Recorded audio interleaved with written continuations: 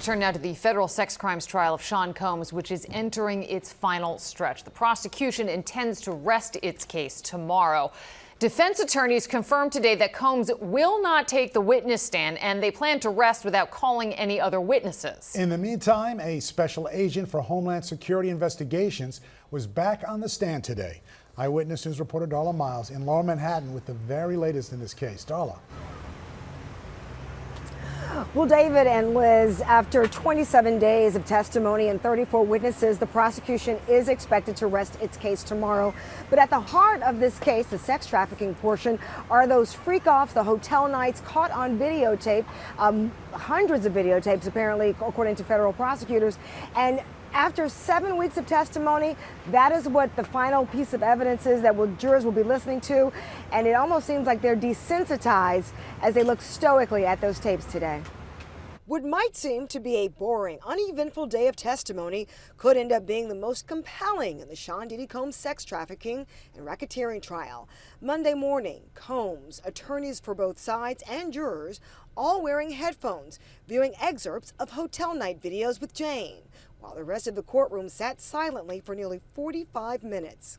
Special Agent Joseph Cerciello returning to the stand, verifying financial and digital records admitted as evidence. Also reviewing multiple hours of videotapes. Prosecutors asking, did you review the videos in this chart? Cerciello answering yes. Generally, what do these videos show? Cerciello answering, they are sexually explicit.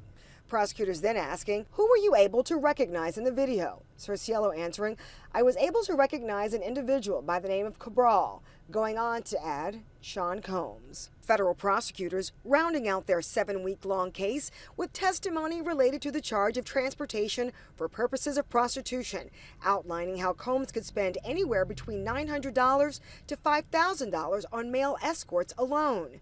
Jurors also hearing a recording of Combs booking an escort with an agency, saying, I'll send info and stop raising my rates. I'm a long timer. Defense attorneys beginning their cross-examination late Monday afternoon, directing attention to some financial records never reviewed by Special Agent Cielo when Combs used his personal bank account to pay for some expenses. Defense attorneys also reading text messages Jane sent to escorts on her own. One reading, I'm free tomorrow. I can fly you out tomorrow, or I can fly you out tonight. The escort named Cabral responding, yes, I am, baby. I'm definitely down. Would love to see you.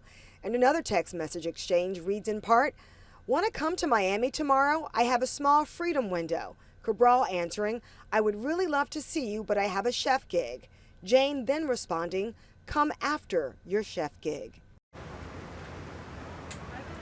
Now, closing arguments are expected to take place on Thursday. However, on Wednesday, the day before, prosecutors and defense attorneys are going to come together for a charge conference. They have to decide what the charging instructions will be for the jury, and that might take longer than expected. Defense attorneys signaled that today based on the prosecution's number of objections to the charges for the jury. Reporting live in Lower Manhattan, Darla Miles, Channel 7, Eyewitness News.